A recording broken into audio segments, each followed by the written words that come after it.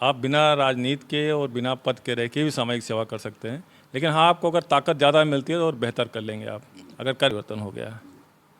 आप जान लीजिए कि आज हमारे पास इतने संसाधन हैं पढ़ाई लिखाई के, स्कूल कॉलेज के। तब जब मैं पढ़ता था तो पूरे गौरीगंज में सिर्फ 2 लड़कियों का एडमिशन था, वो भी कभी आती नहीं थी, और आज सड़क पर सिर्फ लड़कियां ही दिखती हैं। तो बहुत बड़ा परिवर्तन है कि शिक्षा क्षेत्र में हम लोग कितना आगे बढ़ गए।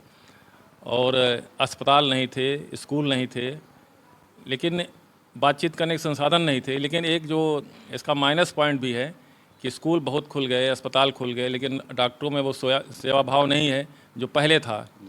शिक्षकों में वो पढ़ाने का और नहीं है जज्बा जो पहले था, या विद्यार्थियों में वो सम्मान अपने शिक्षक के प्रति नहीं है जो पहले था। काफ़ी कमर्शियल सब कुछ हो चुका है। आज हमारे पास बात करने के लिए वीडियो कॉल, ऑडियो कॉल के साधन हैं, लेकिन दिलों के बीच में दूरियां भी पहले से ज़्यादा बढ़ी हैं।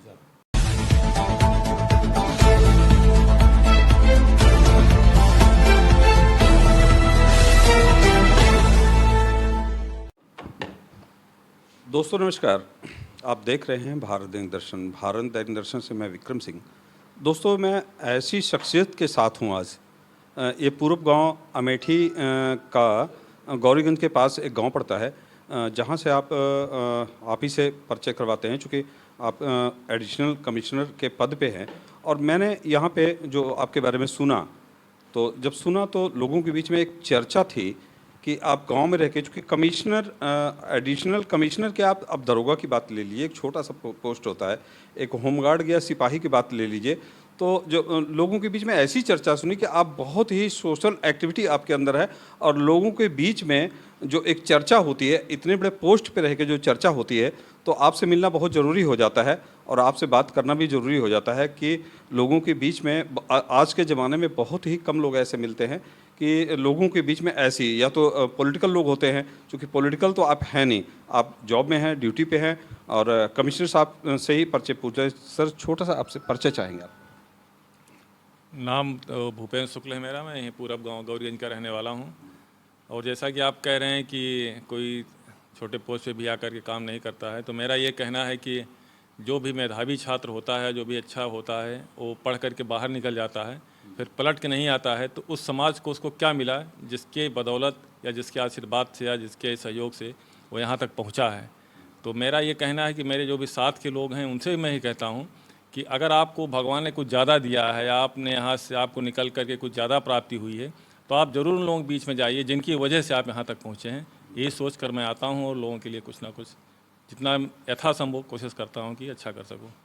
अच्छा सर, मैं एक चीज़ और जानना चाहूँगा, चूँकि आपका पारिवारिक बैकग्राउंड, चूँकि आप कमिश्नर पोस्ट पे हैं, कभी कभी पारिवारिक बैकग्राउंड किसी का अच्छा होता है, कोई गरीब परिवार से होते हैं, आपका पारिवारिक बैकग्राउंड क्या रहा? पारिवारिक बैकग्राउंड पहले तो बहुत अच्छा था, लेकिन बीच में स्थिति खराब हुई, घर की आर्थिक स्थिति भी खराब हुई। पिताजी मेरे प्राइमरी में हेडमास्टर रहे और बहुत त्याग करके उनको पढ़ाया, और इलाहाबाद यूनिवर्सिटी जाने वाले में कुछ छात्रों में मुझे भी उन्होंने भेजा, और उन्होंने कहा कि चाहे जो भी लगेगा वहाँ को पढ़ाएंगे। और आपको बता दूंगा, मैं हॉस्टल में रहता था तो कोई ये नहीं समझ पाता था कि मैं इतने साधारण परिवार से हूँ, मुझे इतने अच्छे ढंग से रखा गया था।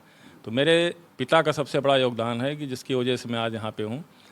मैं शुरुआत से कुछ भी ऐसा मजबूत नहीं था, मैंने अपने आप को तैयार किया और आज आपके सामने हूँ, और जो भी मेरे पास है वो सब समाज के लिए है। अच्छा सर, ये बताइए कि ये तो आपका पॉलिटिकल पारिवारिक बैकग्राउंड हो गया, कोई ऐसी घटना, चूँकि आप जब समाज से जुड़े तो समाज से जुड़ने के कई कारण होते हैं, आपके जीवन में कोई ऐसी घटना हुई, या फिर आप ऐसे ही आपके मन में भाव आया कि समाज से हमें जुड़ना चाहिए?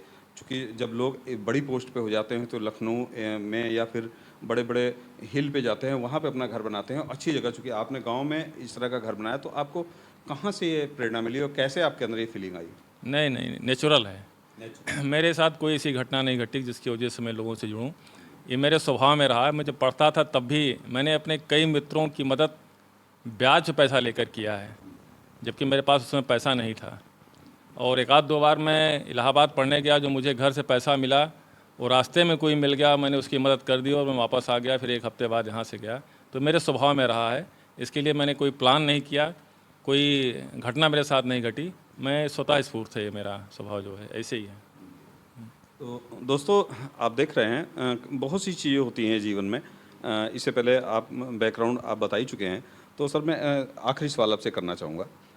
आने वाले समय में चूँकि रिटायर होंगे, आप गाँव पसंद करेंगे या शहर पसंद करेंगे? नहीं, गांव ही पसंद है, क्योंकि मैं तो हर महीने 6 से 7 हज़ार किलोमीटर की यात्रा करता हूं यहाँ आने के लिए। और गाज़ियाबाद पोस्टिंग आप सोच सकते हैं कि 650 किलोमीटर यहाँ से है। और हर अवकाश में और हर त्यौहार में गांव में ही रहता हूं। तो इसलिए मैं तो यहीं रहना पसंद करूंगा। परिवार भी है, लखनऊ में भी हैं, घर बना है, लेकिन आना जाना है। लेकिन पसंद जहाँ तक है, दोनों जगहों में कंपेयर करना होगा तो ग्रामीण जीवन ही पसंद है।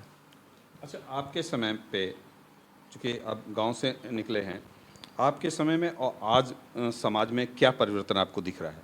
बहुत परिवर्तन हो गया है। आप जान लीजिए कि आज हमारे पास इतने संसाधन हैं पढ़ाई लिखाई के, स्कूल कॉलेज के। तब जब मैं पढ़ता था तो पूरे गौरीगंज में सिर्फ 2 लड़कियों का एडमिशन था, वो भी कभी आती नहीं थी। और आज सड़क पर सिर्फ लड़कियां ही दिखती हैं। तो बहुत बड़ा परिवर्तन है कि शिक्षा क्षेत्र में हम लोग कितना आगे बढ़ गए।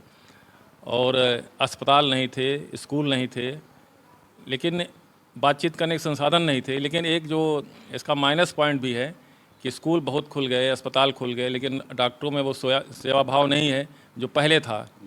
शिक्षकों में वो पढ़ाने का और नहीं है जज्बा जो पहले था, या विद्यार्थियों में वो सम्मान अपने शिक्षक के प्रति नहीं है जो पहले था। काफ़ी कमर्शियल सब कुछ हो चुका है। आज हमारे पास बात करने के लिए वीडियो कॉल, ऑडियो कॉल के लिए साधन हैं, लेकिन दिलों के बीच में दूरियां भी पहले से ज़्यादा बढ़ी हैं। सर गांव में जैसे आप गांव में आते हैं तो ऐसा तो नहीं आप एक बड़े पद पे हैं, चूँकि कमिश्नर पर छोटा मोटा पद नहीं होता, तो गांव के लोग आपसे मिलने के लिए संकोच करते हों कि भले ही हमारे गांव के लोग हैं, जैसे मैं गांव में हम लोग जीरो ग्राउंड रिपोर्ट करते हैं तो देखते हैं कोई लंबड़दार या जिमीदार, चूँकि आप तो बहुत बड़ी पोस्ट पे हैं, तो उनके घर के सामने से गुजरने से या उनसे बात करने से ही संकोच करता है, डरता है। आपके यहाँ ऐसा कोई माहौल तो नहीं है? नहीं नहीं, ऐसा माहौल हमने होने ही नहीं दिया।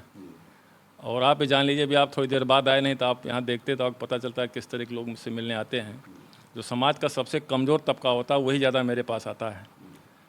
और मैं खुद कनेक्ट करने की कोशिश करता हूँ लोगों को। अगर मैं किसी गरीब के यहाँ गया या किसी उसके यहाँ, तो जैसे मेरे उसके लिए वो बिस्लेरी का पानी कहीं से लाया, कुछ लाया, मैं उसको हटा देता हूँ। कहता हूँ मैं जैसा आप पीते हैं, जो खाते हैं, जिससे उनको कभी फील ना होने पाए कि ये हमसे थोड़ा हट के हैं। मैं कोशिश करता हूँ उनके जैसा दिखूँ, इसलिए वो जल्दी चीज़ें नहीं आ पाती हैं मेरे सामने। सर आखिरी सवाल है, आप समाज को क्या मैसेज, नई पीढ़ी को क्या मैसेज देना चाहेंगे? चूँकि आपने जीवन के बहुत उतार चढ़ाव देखे होंगे, जो नई पीढ़ी है उसको क्या मैसेज देना चाहेंगे? नई पीढ़ी की जो सबसे बड़ी समस्या आ गई है वो नशे की आ गई है। क्योंकि हम देखते हैं 14 साल और 16 साल का बच्चा कोई न कोई नशा कर रहा है। और आप जान लीजिए कि ये जो नशे खुल के बिक रहे हैं तो है ही हैं। मेडिकल स्टोर भी आजकल बहुत बड़ा साधन बन गया है नशे के लिए। तो अपने संस्कार बनाए रखें और नशे से दूर रहें। बाकी जीवन में मेहनत करेंगे सब कुछ हासिल होगा, लेकिन बुराइयों से दूर रह के ही कुछ हासिल कर सकते हैं। अच्छा, राजनीति में आने वाले समय जो आप रिटायरमेंट होंगे, तो रिटायरमेंट के बाद क्या पॉलिटिकली आपको कोई इंटरेस्ट है? बिल्कुल 100% पूरा इंटरेस्ट है। और मुझे लगता है कि मैं और बेहतर सेवा लोगों की कर पाऊँगा। अच्छा, एक सर, चूँकि अब बात करने पे सवाल आगे से आगे बनते आ रहे हैं। क्या सामाजिक सेवा जो बिना जॉब या किसी पॉलिटिकल पद पे रह के, और क्या पॉलिटिकल पद पे ही रह के सेवा, अच्छी सेवा की जा सकती है? नहीं, ऐसा नहीं है। आप बिना राजनीति के और बिना पद के रह के भी सामाजिक सेवा कर सकते हैं। लेकिन हाँ, आपको अगर ताकत ज़्यादा मिलती है तो और बेहतर कर लेंगे आप, अगर करने की इच्छा है तो। तो दोस्तों हम ज़्यादा वार्ता नहीं करेंगे, चूँकि सर से पहली बार मुलाकात, बहुत सी डिटेल अभी मिल नहीं पाई है। फिर नेक्स्ट आप हम लोग एक बार फिर मिलेंगे। और आप लोग देख रहे हैं भारत दैनिक दर्शन। आपको कमिश्नर साहब भूपेंद्र शुक्ला जी हैं, आपसे मिल के कैसा लगा, आपकी फीलिंग क्या है? अपनी फीलिंग जरूर दीजिएगा कमेंट के रूप में। फिलहाल आप देख रहे हैं भारत दैनिक दर्शन। मैं विक्रम सिंह, नमस्कार।